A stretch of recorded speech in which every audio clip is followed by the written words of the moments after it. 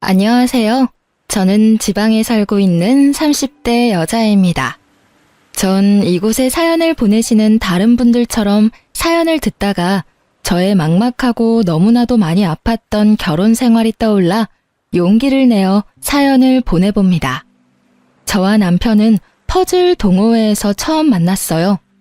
개수가 많은 퍼즐을 맞춰보신 사람들이라면 아시겠지만 그게 생각보다 엄청난 끈기와 인내심이 필요한 취미예요. 그만큼 완성하고 나면 그 만족감이 엄청나기도 하고요. 남편과 저는 개수가 꽤 많은 퍼즐을 좋아하는 편이었는데 좋아하는 애니마저 같아 함께 작업하는 일이 많았고 그렇다 보니 자연스럽게 연인이 돼 결혼까지 하게 되었죠.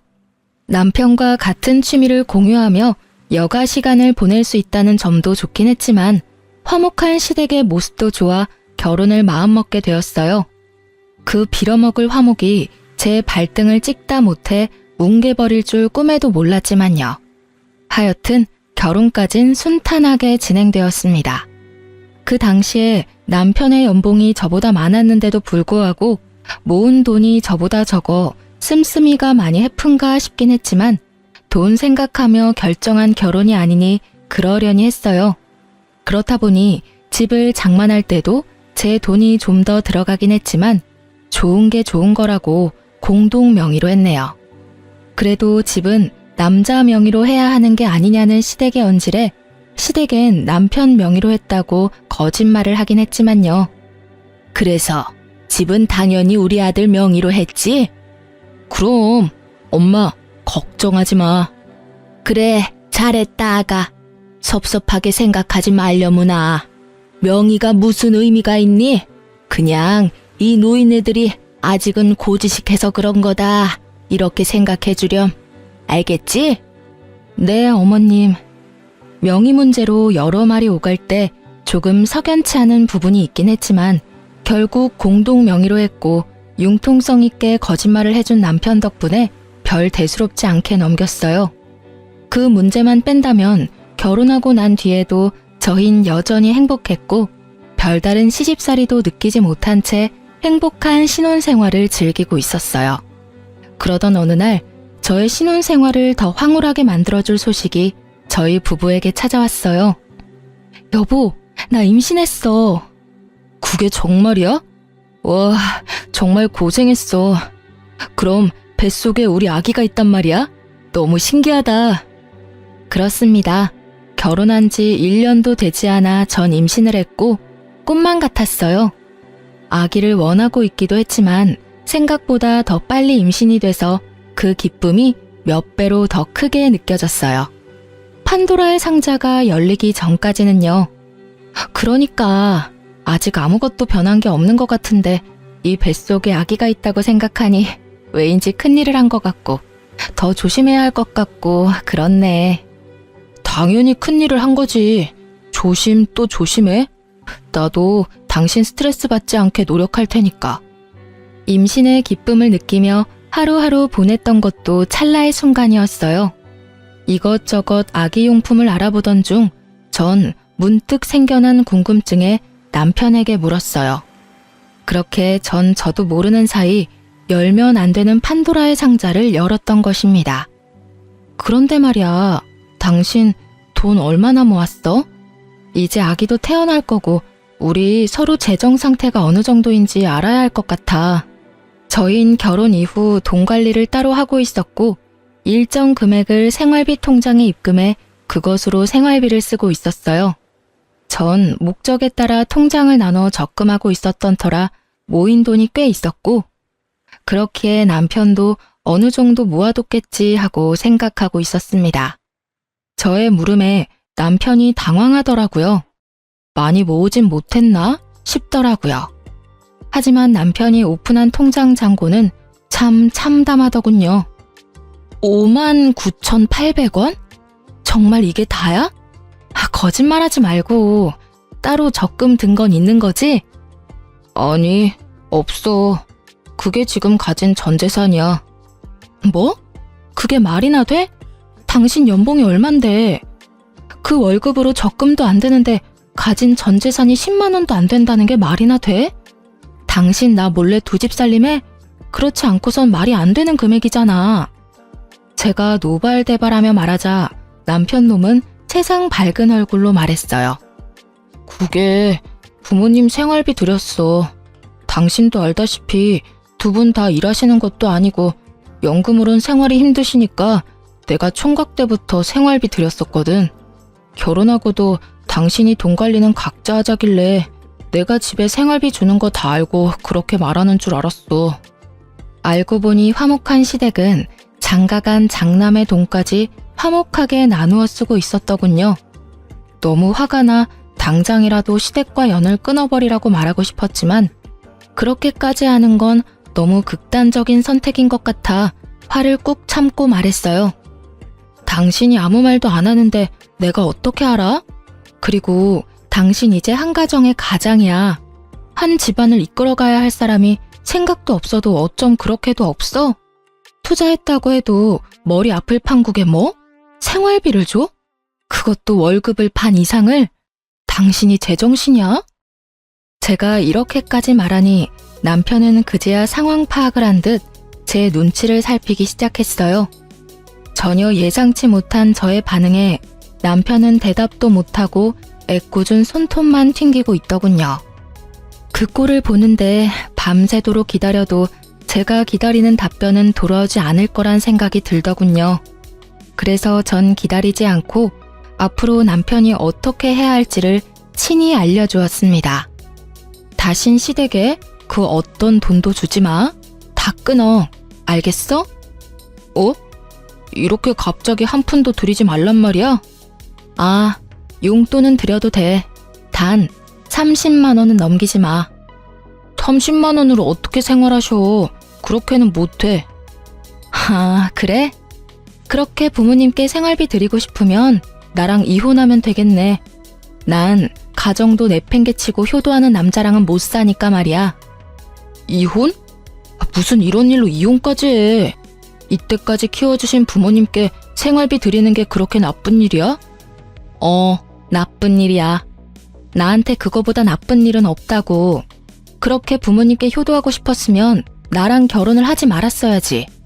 가정은 만들어 놓고 당신 부모님께 돈 다 갖다 바치면 우리 가정은 어떻게 살아가? 생각을 좀 해, 제발. 당신이 우리 집 가장인 걸 잊지 말란 말이야. 하여튼 난 분명하게 말했다. 또다시 이런 일 만들면 이혼이야. 난 2번 기회는 주지 않으니까 그렇게 알고 당장 다음 달부터 돈 들이지 마. 알겠어? 알겠어. 남편은 그래도 이혼은 하기 싫었는지 기어들어가는 목소리로 알겠다고 하더군요. 그 후 전 불시에 남편의 통장 잔고를 확인하기 시작했고 남편은 다행스럽게도 통장 잔고를 잘 지키고 있었어요. 통장 잔고를 잘 지켜낸 대신 절 지켜내진 못했지만요. 시댁에선 저의 입김으로 넉넉하던 생활비가 30만 원으로 바뀌어버린 것을 알아버렸고 그 덕에 전쟁보다 더 큰 난리가 났더군요. 당연했겠죠. 늙은 시부모님들부터 젊은 시누이까지 일하는 사람은 단 한 명도 없이 남편 생활비로 생활하다 하루아침에 돈줄이 막혔으니 난리가 날 수밖에요. 이때부터였죠. 화목하고 다정하던 시댁 식구들이 입만 열면 돈 타령만 하는 돈벌레가 되어버린 것은요. 어머님과 시누이는 틈만 나면 전화로 돈 타령하기 시작했어요. 어머님, 무슨 일이세요? 무슨 일? 그걸 몰라서 묻니? 넌 왜 우리 아들 돈도 마음대로 못 쓰게 하니? 왜 너 때문에 화목하던 우리 집이 쑥대밭이 되어야 하냐고? 어머님, 이제 어머님 아들이 장가를 갔어요. 심지어 내년엔 한 아이의 아빠도 되고요. 그런 아들의 돈이면 어머님이 나서서 안 줘도 된다고 해야 하는 거 아닐까요? 그렇게 아들 돈이 쓰고 싶으셨으면 장가를 보내지 마셨어야죠. 장가는 보내시고 돈은 계속 받아 쓰시는 게 말이 된다고 생각하세요? 그것도 한두 푼도 아니고 그의 월급 거의 다 받아 쓰셨잖아요. 저희 어머님, 이제 아기도 태어나고 돈 모아야 해요. 어머님도 아시잖아요. 애 하나 키우는데 돈 엄청나게 든다는 거. 그러니까 어머님이 좀 이해해 주세요. 너도 돈 벌잖니? 우리 아들 돈은 우리 주고 네 돈으로 애 키우면 되잖니? 그렇게 하면 온 집안이 화목할 것을 넌 왜 그렇게 생각이 짧니? 아니면 머리가 나쁜 거니? 이건 말인가요, 똥인가요? 왜 사람 입에서 말이 아니라 쓰레기가 나오는지 도통 알 수는 없었지만 일단 대답은 해드렸어요. 전 제 등골 빼서 어머님 아들이랑 제 아들이랑 키울 생각 전혀 없어요. 어머님, 그러니까 제 말은요. 앞으로도 생활비는 없을 테니 그런 줄 아시면 된다. 이 말씀이에요. 저의 단호한 말투에 어머님은 크게 당황하셨는지 어버버 하시며 말을 잇지 못하시더라고요. 그런 어머님을 대신해 이번엔 시누이가 나서더군요. 아니 언니, 무슨 말을 그렇게 섭섭하게 해요. 그리고 가족끼리 돕고 사는 거지 무슨 생판 남처럼 네 돈 내 돈 딱 잘라 나누냐고요. 아가씨, 전 저희 친정에도 용돈 말곤 돈거래조차도 안 해요. 그리고 아가씨가 입장 바꿔서 생각해보세요. 아가씨의 미래의 배우자가 자기가 버는 돈은 전부 자기 집에 가져다주고 정작 가정에 쓰이는 생활비를 포함해 애 교육비 전부를 아가씨에게 감당하라면 아가씨는 웃으면서 할 수 있겠어요? 아, 우리 남편은 참 효자구나. 당신은 효자 노릇 많이 해? 내가 애도 키우고 돈도 더 많이 벌어오도록 노력해 볼게. 할 수 있겠냐고요. 그건 왜 그렇게 극단적이게 예를 들어요? 극단적인 게 아니라 지금 제가 처한 상황이에요, 아가씨. 그러니까 제가 지금 이 순간에 아가씨 오빠랑 이혼하고 싶겠어요? 안 하고 싶겠어요? 이혼이요? 아직 못 전에 들으셨어요? 저 아가씨 오빠가 시댁에 또다시 돈 갖다 바치면 이혼하자고 했거든요. 그런데 지금은 돈이고 나발이고 그냥 이혼하고 싶네요. 언니, 지금 이혼을 빌미로 우리 협박하는 거예요? 그렇게 들리셨대도 어쩔 수 없고요. 아가씨, 저 좀 바빠서 그러는데 더 할 말 없으면 끊을게요. 정말 조심 또 조심해야 하는 시기에 이런 전화를 받는 일은 허다했고 반복되는 말이 안 되는 소리에 대꾸도 하고 싶지 않아 전화를 무시하면 아버님을 저희 집으로 보내 압박을 하더군요. 아버님, 저희 집까지 무슨 일이세요? 무슨 일은? 내가 내 아들 집에 오는데 무슨 이유가 있어야 하는 게야? 그런 건 아닌데 다저녁 때 연락도 없이 오셔서 무슨 일인가 해서요. 저녁은 드셨어요? 당연히 못 먹었지. 돈이 있어야 끼니도 챙겨 먹고 다니는 거지. 돈도 없는 노인네가 어떻게 끼니 때마다 챙겨 먹고 다니겠어? 단번에 알 수 있었죠. 어머님이 보내서 오셨구나 하고요. 그렇지 않고서야 저녁 시간에 아버님이 굳이 저희 집에 찾아오실 이유는 없으니까요. 그럼 식사하고 가세요. 제가 금방 차려드릴게요. 됐다. 입맛도 없어. 너 같으면 지금 내가 입맛이 있겠느냐? 아휴, 아버님. 그래도 식사는 하셔야죠. 됐다고 하지 않느냐? 그러지 말고 여기 좀 앉아보거라. 이야기 좀 하자꾸나. 네, 말씀하세요. 분위기는 얼추 만들어졌고 아버님이 본격적인 이야기를 꺼내려는 순간 타이밍 좋게 남편이 돌아오더군요. 남편은 어머님과 시누이의 계속되는 괴롭힘을 알고 있어 그렇지 않아도 제 눈치를 살피느라 눈알이 돌아갈 지경이었는데 집에 아버님이 계시는 것을 보곤 눈을 감아버리더군요. 아마 그 짧은 순간 제 표정을 읽은 것이었겠죠.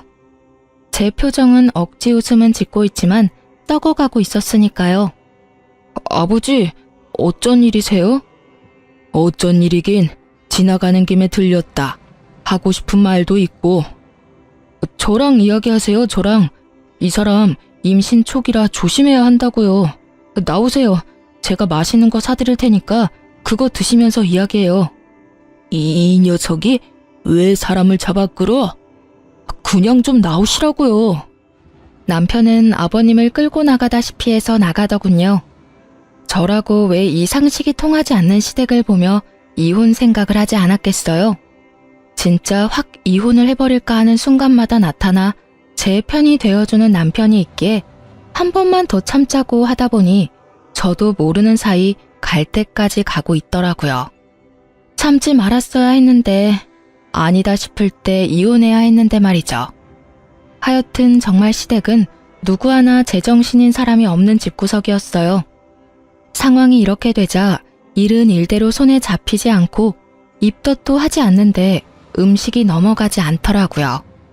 병원에선 이러다 정말 큰일 난다고 조금이라도 먹으라며 당부를 하기 시작했어요. 전 아기를 생각해 억지로 음식을 섭취했어요. 그야말로 살려고 먹었죠. 그런 제 노력도 모두 물거품이 되어버렸지만요. 그날은 시댁에서 오는 모든 연락과 만남을 피한 지 5일째 되던 날이었는데 웬일인지 아침부터 불이 나야 할 휴대전화가 조용하길래 이상하다 싶었죠. 이대로 포기할 사람들론 보이진 않았으니까요. 그렇다고 먼저 나서 전화해 볼 수도 없으니 답답하고도 무섭더라고요. 그렇게 시간은 흘러 점심시간이 되었고 점심을 먹기 위해 1층 로비를 지나 문으로 향하던 그 순간 저를 부르는 신우이의 목소리가 들리더군요. 저는 설마 하는 마음에 뒤를 돌아봤고 거기엔 두 눈에 쌍심지를 켜고 저를 바라보는 신우가 있었습니다. 언니, 아가씨, 여기까지 오시면 어떡해요? 나도 오죽했으면 여기까지 왔을까? 저도요, 바쁘다고요. 그러게 전화만 받았어도 이런 일은 없잖아요. 아니, 생활비만 줬어도 이런 일은 없었다고요. 아니 아가씨, 여러 번 반복해서 말하는데 생활비 못 준다니까요. 제가 꿈쩍도 하지 않고 끝까지 돈을 주지 못한다고 하자 급기야 아가씨는 내 윗옷을 잡고 흔들며 악을 쓰기 시작하더라고요. 그럼 우리는 어떻게 하라고요? 연금 조금이랑 용돈 30만 원으로 어떻게 살아요? 지금 우리 집 꼴이 어떤 줄이나 알아요? 언니 고집 때문에 쑥대밭도 그런 쑥대밭이 없다고요. 어떻게 책임질 거예요? 그걸 왜 제가 책임을 져요? 그렇게 쑥대밭이면 아가씨가 일을 하시면 되자... 신우이에게 윗옷이 잡힌 채로 말다툼을 하던 저는 갑자기 아랫배에서 참지 못할 고통이 전해지며 그 자리에 쓰러지다시피 주저앉았고 제가 앉은 자리에 다리를 타고 흘러내리던 피가 한 방울씩 고이기 시작하더군요. 네, 전 결국 유산을 하고 만 것이었어요. 이렇게 급한 상황에 신우이란 사람이 한 말과 행동이 정말 가관이었습니다. 그러게, 누가 남의 돈줄 틀어막으래요? 다 벌 받은 거라고요. 거짓말 하나 보태지 않고 딱 이렇게 말을 하고선 뒤돌아가는데 정말 일어설 수만 있다면 머리끄덩이를 잡아버리고 싶더라고요. 전 결국 동료들이 119에 연락을 해주어 무사히 병원으로 옮겨졌고 출혈은 많았지만 빠른 처치 덕분에 위험한 상황 없이 치료받고 집으로 돌아올 수 있었어요. 집에 돌아온 저는 아기를 잃었다는 상실감에 아무것도 할 수가 없었어요. 전 회사에 휴직계를 냈고 회사에서도 이해한다며 충분히 쉬고 돌아오라고 하더군요. 하물며 생판 남인 회사에서도 이렇게 저를 보듬어 주는데 가족이란 인간들은 참 해도 해도 너무하더군요. 돈 내놓으라며 하루가 멀다고 전화하고 찾아오던 사람들이 몸은 괜찮냐는 전화는커녕 문자 한 통이 없었습니다. 시댁 인간들에게 기대할 것도 없다고 생각했는데 막상 그런 상황에 연락조차 없으니 아직 남은 기대가 있었었는지 실망이 크더군요. 여보, 괜찮아? 많이 힘들지? 어디 아픈 데는 없어? 아픈 데는 없어. 그냥 마음이 좀 그렇네. 그런데 요즘 어머님이랑 아가씨랑 무슨 일 있으셔? 연락도 없으시고. 아버지랑 해서 다 같이 해외여행 가셨어. 아마 다음 주나 돼야 돌아오실 거야. 남편의 말을 듣고 있는데 할 말이 없더라고요. 아니, 하고 싶은 말이 없더라고요. 제가 누구 때문에 아기까지 잃었는데 사과는커녕 안부 연락 한 통도 없더니 해외여행 중이었다니. 참 대단하신 분들이라 생각했어요. 도대체 돈은 어디서 나서 해외여행식이나 가신 것인지 남편에게 묻고 싶었지만 아기도 이른마당에 그깟 돈이 뭐가 대수냐 하는 생각이 들며 전 그냥 입을 다물었습니다. 시댁의 씀씀이는 점점 해퍼졌고 전 점점 더 무기력해졌어요. 그렇게 하루하루를 보내던 어느 날 친구에게 연락이 왔어요. 아주 충격적인 사실을 가지고요. 유인아, 너 왜 이렇게 카톡을 안 봐? 어? 카톡 보냈어? 미안. 내가 요즘 정신이 좀 없어서. 왜? 급한 일이야? 나한테 급한 일이 아니고 너한테 급한 일이야. 전화 끊자마자 바로 확인해봐. 알겠지? 알겠어. 다급한 친구의 목소리에 심상치 않은 일이 벌어지고 있음을 직감할 수 있었죠. 전 친구가 보내준 메시지를 확인했고 메시지엔 별다른 내용 없이 링크 하나가 와 있더군요. 전 그 링크를 눌렀고 그것은 그야말로 또 다른 판도라의 상자였습니다. 그건 다름 아닌 신우이의 SNS였어요. 평소 전 SNS엔 관심도 없었을 뿐더러 어떻게 하는지조차 몰랐던 터라 처음엔 이게 뭐지 하는 마음에 멍하니 액정만 쳐다보고 있었어요. 그러다 신우이의 얼굴이 보이고 전 홀린 사람처럼 스크롤을 내리며 SNS를 보기 시작했죠. 그곳에서의 신우이는 전혀 다른 사람이더군요. 오빠한테 기생충 마냥 들러붙어 생활하는 현실과는 달리 그곳의 신우이는 마치 재벌집 딸 같았어요. 각종 여행지를 다니고 비싼 가방에 비싼 화장품, 거기에다 그냥 보아도 비싸 보이는 고급 음식점까지. 전 무기력함에 하루가 어떻게 가는 줄도 모르고 사는데 신우이는 참 행복해 보이더라고요. 그렇게 그 어이없는 사진들을 보는 와중 제 시선을 확 사로잡은 사진 한 장이 있었어요. 바로 아기 신발 사진이었어요. 있지도 않은 재력을 과시하는 사진 중에 단연 눈에 들어오는 사진. 사진도 사진이지만 그 아래에 적혀있는 글귀가 저의 억장을 무너뜨렸습니다. 세상 빛도 보지 못하고 하늘나라로 가버린 가여운 내 조카. 다음 생엔 부디 나에게로 와주렴. 내가 꼭 지켜줄게. 이렇게 쓰인 글 밑에 달린 댓글은 더 가관이었어요. 무슨 일이야? 유산하셨어? 돈돈거리면서 다니더니 결국 유산했어. 어쩌면 좋아. 상심이 크시겠다. 상심이 크긴 모르긴 몰라도 유산바라고 그랬을 수도 있어. 병원에서 그렇게 조심하라고 했다던데. 쉬기는커녕 어딜 그렇게 바쁘게 다니는지.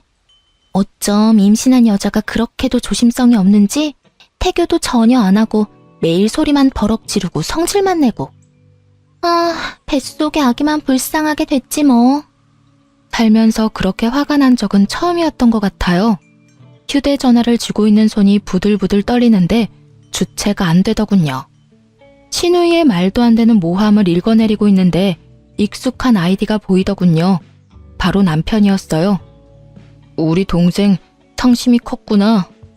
나보다 오빠가 더 힘들겠지. 괜찮아? 언니는 오빠한테 별말 안 해? 난 네 언니 때문에 안 괜찮지.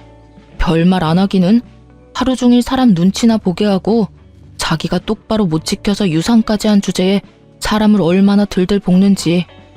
유산으로 힘든 건 이해 안 되는 건 아닌데 해도 해도 너무한다는 생각이 드네.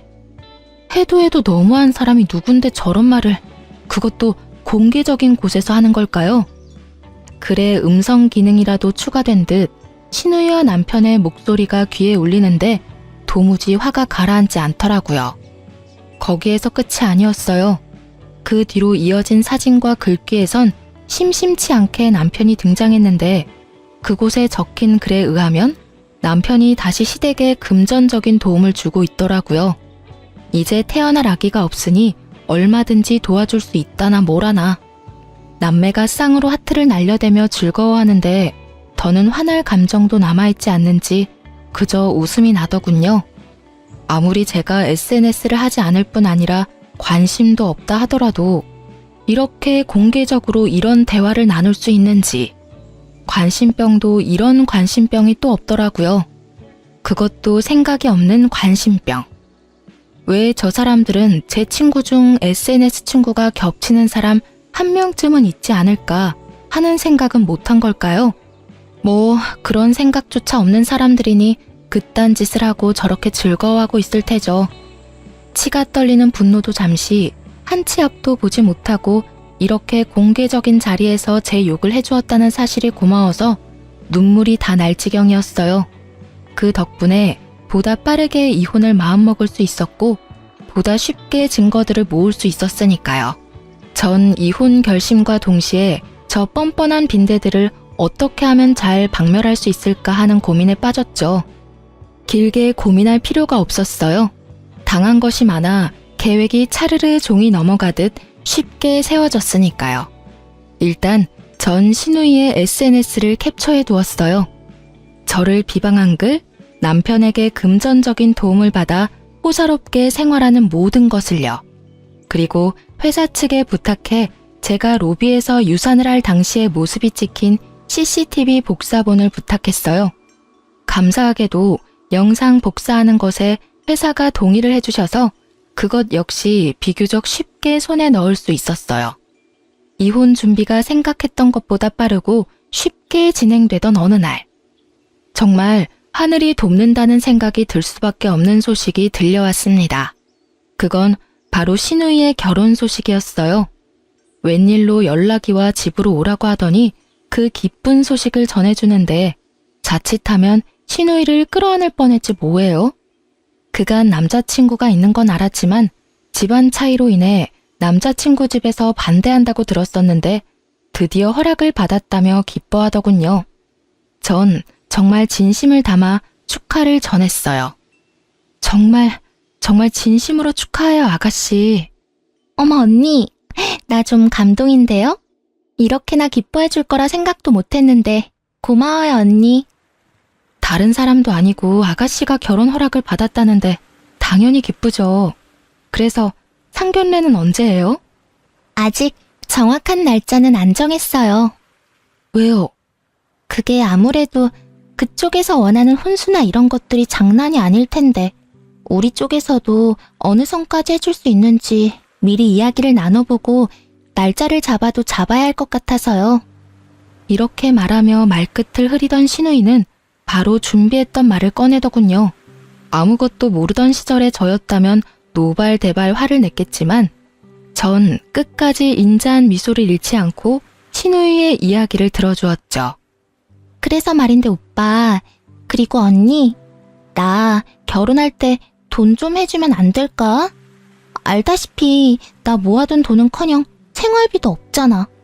그런 내가 무슨 돈으로 혼수를 준비해.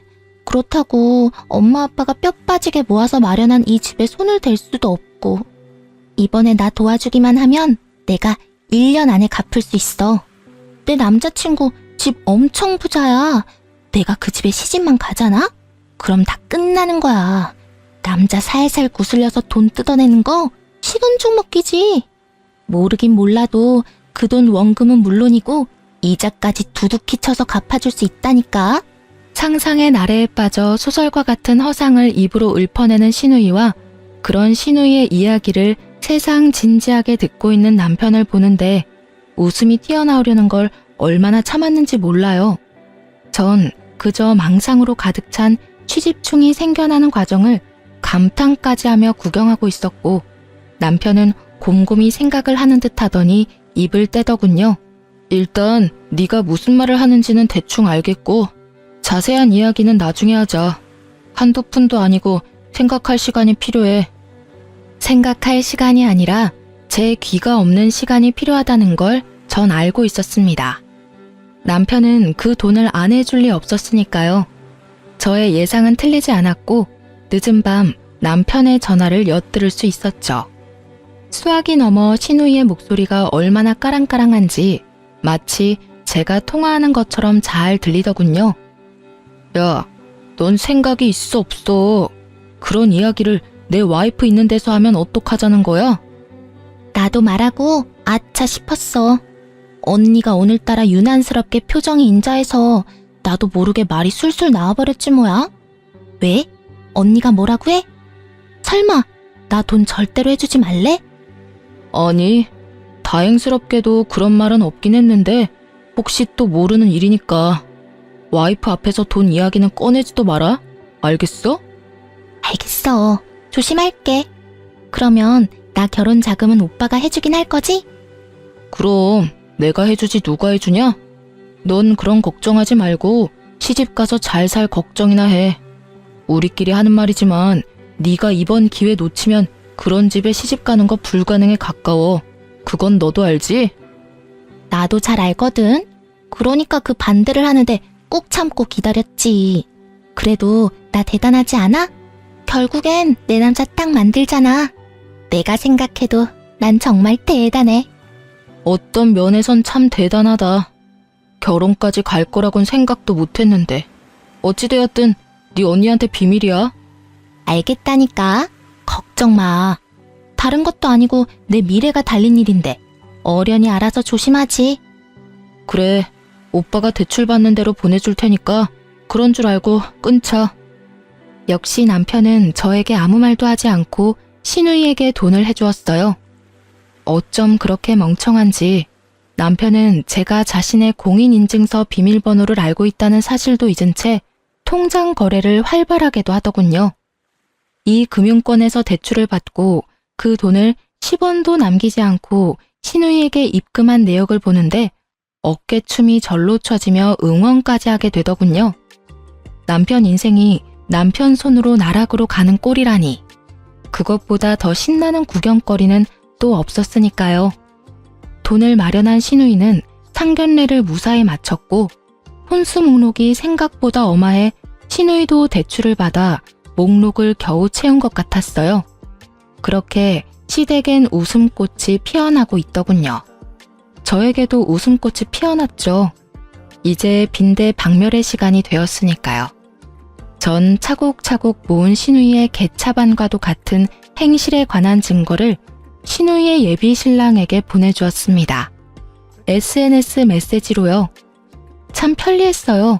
전화번호도 아무것도 모르는데 이렇게나 간편히 연락을 할 수 있다니.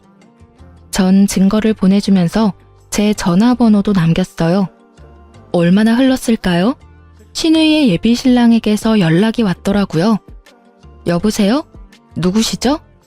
저 보내주신 메시지 보고 연락드렸습니다. 아, 네, 안녕하세요. 다 보셨나요? 다 봤으니 연락드렸죠. 신우이도 엄연한 가족인데 이런 내용을 보내시다니. 솔직하게 말씀드리죠. 사실 그쪽이 미친 여자라고도 생각하고 있습니다. 그런데 이렇게까지 디테일하게 모아서 보낸 걸 보니 그냥 무시하고 넘길 수도 없어서 연락드렸어요. 충분히 이해합니다. 그런데 생각하시는 가족과는 거리가 멀어서요. 오죽했으면 제가 그런 걸 보냈을까요?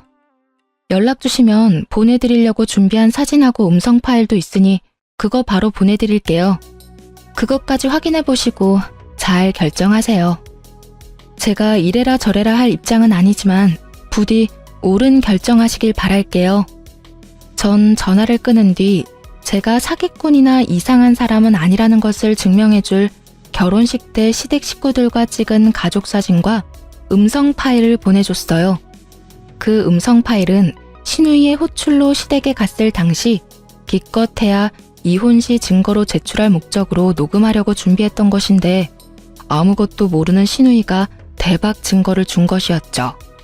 결혼만 하면 돈을 빼돌려 원금에 이자까지 주겠다는 내용이 아주 선명하게 녹음되어 있는 신우이의 민낯의 진실이 고스란히 녹음된 파일이었어요. 모든 것을 확인한 신우이의 예비신랑은 저를 믿을 수 있게 되었는지 사과와 함께 고마운 마음을 전해왔어요. 다 확인했습니다. 제 인생을 구해주실 분인 줄도 모르고 아까는 죄송했습니다. 워낙 믿을 수 없는 내용이다 보니 제가 날이 좀 서 있었어요.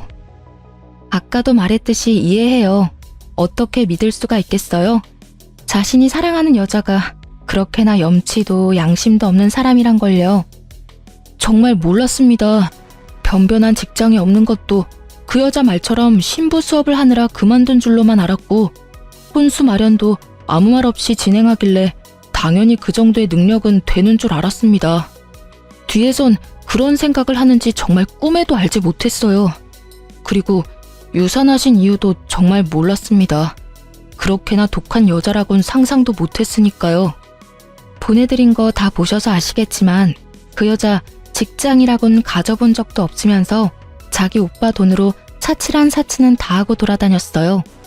요리학원은커녕 주방에서 밥 한 번, 설거지 한 번을 하는 꼴을 본 적도 없고요.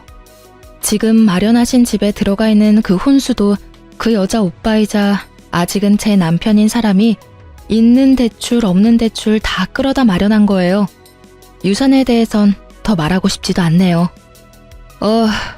어떻게 그렇게 감쪽같이 속을 수가 있었는지 저 자신이 너무 한심스럽네요. 속은 사람이 무슨 잘못이 있겠어요? 속인 사람이 잘못이지. 아무쪼록 마음 정리 잘하시고 빠르고 바른 결정 기다리고 있겠습니다. 네, 감사하고 또 감사합니다. 이렇게 모든 사실을 알게 된 예비 신랑은 그 길로 신우이에게 파혼을 통보했고 신우이는 개거품을 물고 넘어갔어요. 파혼한 것도 파혼한 것인데 대출까지 내서 마련한 혼수품을 생각하니 정신이라도 놓고 싶은 심정이겠죠. 이미 마련된 집에 가전 가구는 다 들어간 터라 반품도 힘들 테고 꼼짝없이 중고로 처분해야 할 텐데 그야말로 똥값 처분일 테니까요. 난리 생난리가 난 신우이는 어떻게 안 것인지 금방이라도 터질 듯한 얼굴로 저를 찾아왔더군요. 씩씩거리는 꼴이 얼마나 통쾌한지 저도 모르게 웃어버렸어요. 지금 웃어요? 죄송해요. 저도 모르게 웃음이 터져 나왔네요. 참았어야 했는데. 언니 진짜 미쳤어요? 아님 내 인생 말아먹으려고 작정이라도 한 거예요? 그러지 않고서야 그런 걸 그 사람한테 보낼 수가 있어요? 언니 때문에 나 파혼당했다고요.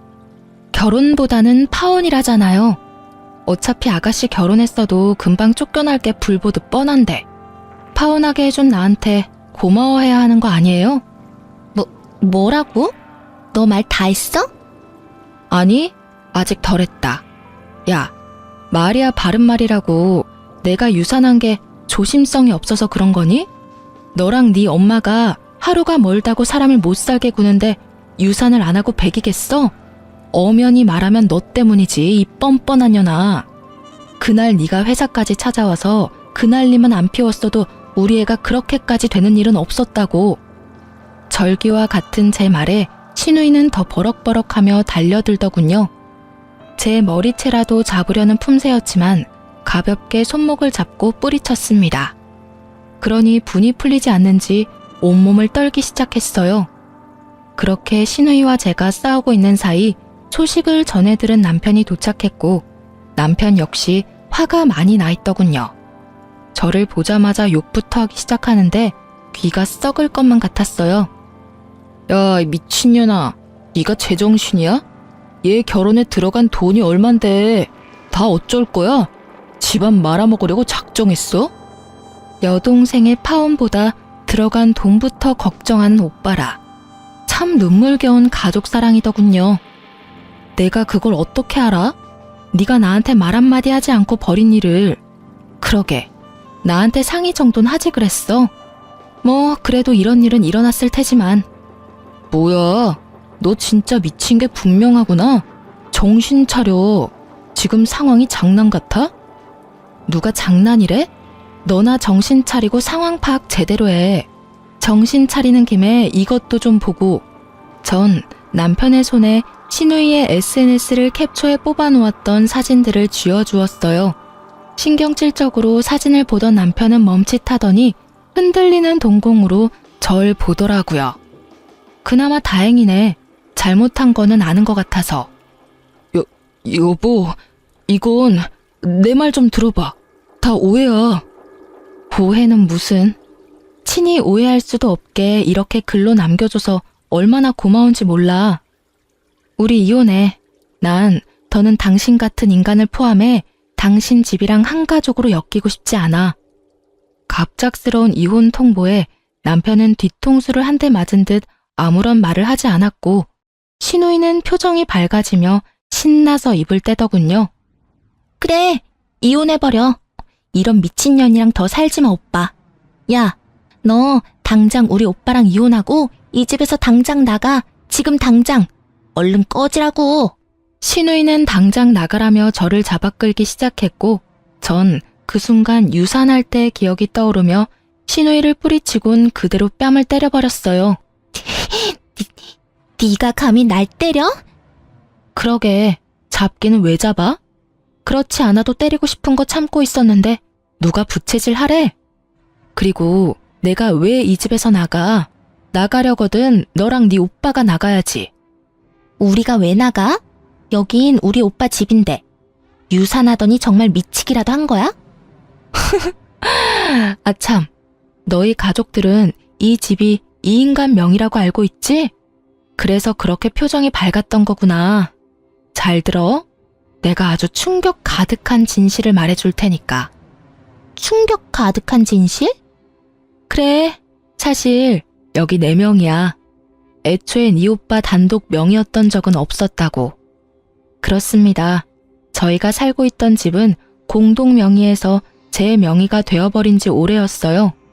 임신하고 난 뒤 남편이 시댁으로 돈을 주고 있었다는 사실을 한 저는 남편을 설득해 집부터 제 명의로 바꿔놨었어요. 공동 명의라 집으로 장난을 칠 순 없겠지만 그래도 혹시 모르는 불상사를 막기 위한 선택이었죠. 그 선택이 훗날 이렇게 절 웃게 만들지는 꿈에도 몰랐네요. 뭐라고? 그럴 리가 없잖아. 분명 우리 오빠 명의라고 했는데. 그건 너희 집에서 양심도 없이 명의 타령을 해대니까 거짓말했던 거야. 자, 이제 상황 파악이 다 됐으면 둘 다 좀 꺼져줄래? 한없이 당당한 저와 말없이 고개를 숙인 남편. 이제야 자신이 집도 없는 오빠를 이혼까지 시키게 된 사실을 깨달은 신우이는 아무런 말도 하지 않고 나 몰라라 하며 집을 나가버렸습니다. 대출까지 받아 아낌없이 도움을 주었던 동생마저 떠나버리고 남편은 제 바지가랑이를 붙들고 빌기 시작하더군요. 여보, 내가 잘못했어. 그땐 나도 제정신이 아니었어. 당신도 알 거 아냐. 그때 얼마나 힘들었는지. 나도 아기 아빠였는데 그 심정이 오죽했겠어. 상실감이 너무 크고 너무 슬퍼서 누구라도 탓할 사람이 필요했어. 그래도 당신을 탓하면 안 되는 거였는데 정말 미안해, 여보. 아, 슬펐구나. 상실감도 크고 그런 사람이 가족들한테 또 돈을 줬어? 이젠 아기도 없으니 다시 생활비 줄 수 있다면서? 그건 당신도 알잖아. 우리 집 진짜 내 도움이 없으면 생활도 안 된다고. 그런 거 뻔히 알면서 모르는 척하기가 힘들었어. 그럼 나는 신경도 안 쓰였어? 그리고 그런 상황이면 아가씨가 일을 하면 되는 일이잖아. 젊은 아가씨가 생활비도 없으면서 그렇게 놀고 먹는다는 게 상식적으로 말이 돼? 무슨 재벌집 막내딸이라도 된대? 그 어린애를 무슨 일을 시켜.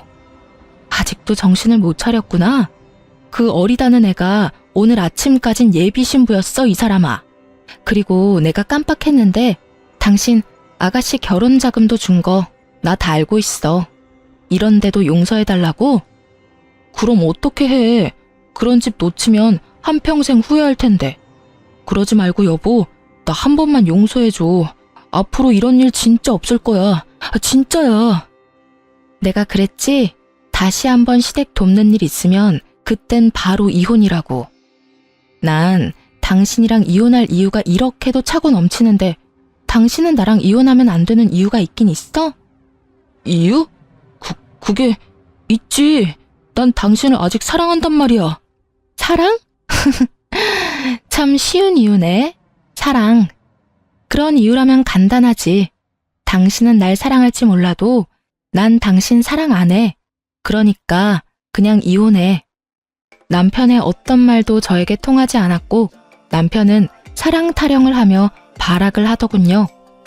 이 미친놈을 어떻게 해야 하나 고민스러운 그때 비밀번호를 누르고 집으로 구세주가 걸어 들어오더군요.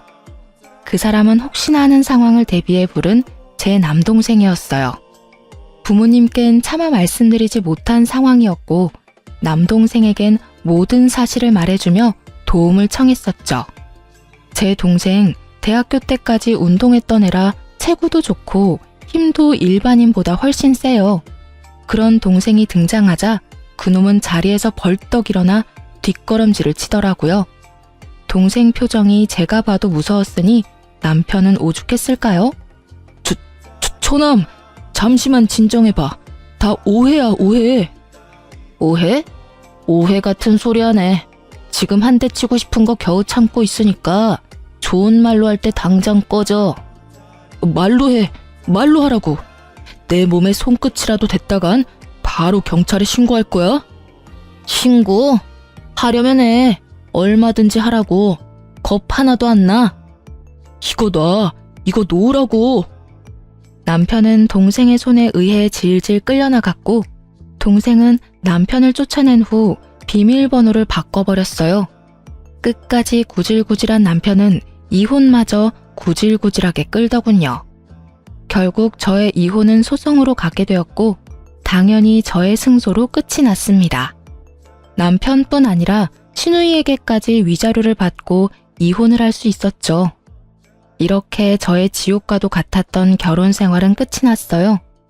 전에 들은 말론 자식들의 빚잔치를 결국 전 시부모님들이 해결해 주셨다고 해요.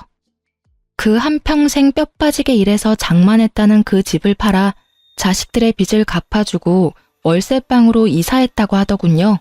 그 월세집에 옹기종기 모여 산다는 소식을 들었을 땐 10년 묵은 채증이 내려가는 기분이었네요. 시누이는 그때까지도 정신을 못 차리고 SNS에 잘 사는 척 자랑질하고 다닌다고 하더군요. 그러다 간신히 남아있는 월세방마저 말아먹는 건 아닌지 걱정이 다 되더라고요. 오갈 데 없어진 그 빈대들이 저를 찾아와 또 매달리기라도 한다면 그거만큼 골치가 아프고 귀찮은 일이 또 없을 테니까요. 어찌되었든 이젠 상관없는 사람들이니 모든 소식을 끊고 살려고 노력 중이에요. 그래도 혹시 모르는 일을 대비해 전 전화번호를 바꾸는 건 물론이고 집, 회사까지 옮겼어요.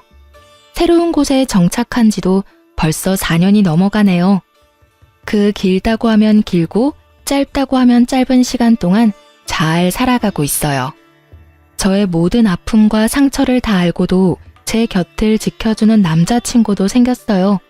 만난 지는 1년이 넘었는데 아직까지 알콩달콩 제법 닭살을 떨며 만나고 있답니다.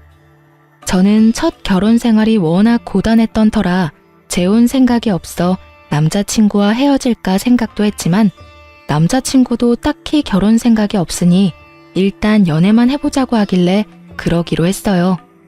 아무런 기약도 없는 지금 이 관계에 저흰 만족하며 만나고 있어요.